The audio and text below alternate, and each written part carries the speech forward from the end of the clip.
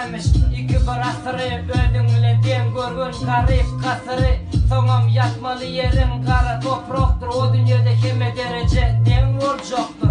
Näme ayırar yürek şıramay diýerler gul bolar. İşten gelle gıramay günelleme dostun kaharını içeni. Zileyen yardayıma düşünüp geçeni. Setter sensin giyin elimi düzü ver Allah niyet bellimi. Gelin vefalı olsun öz erini. Celepti gülme dolanır önkü kerini.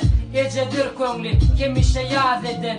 Eğer yanlışım olsam başta dert edin. Kevir doyup bolur mu ece dert edin. Gorjegi horluktur inatanı yad edin. Ediyen tamam ediyen devam. Sevgiden dost men yüreğim soğan.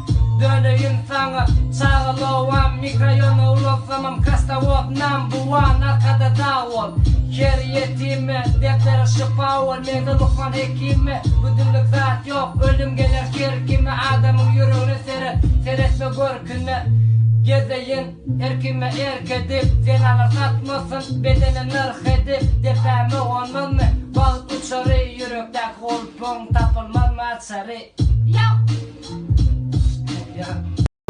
Bu yollardan gelirdim men.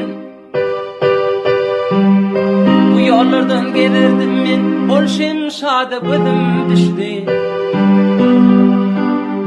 Egdetsinne bir peri verdim. Ol peri ve bıdım düştü.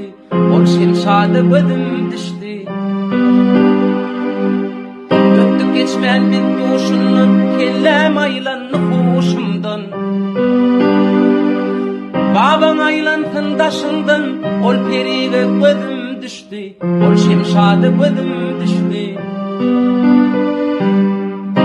Ya deyletem men Allah'ni. Ağramna bereyin tallani. Dünyalayın çal kellani. Ol perige gözüm düştü. Ol şemşade gözüm düştü.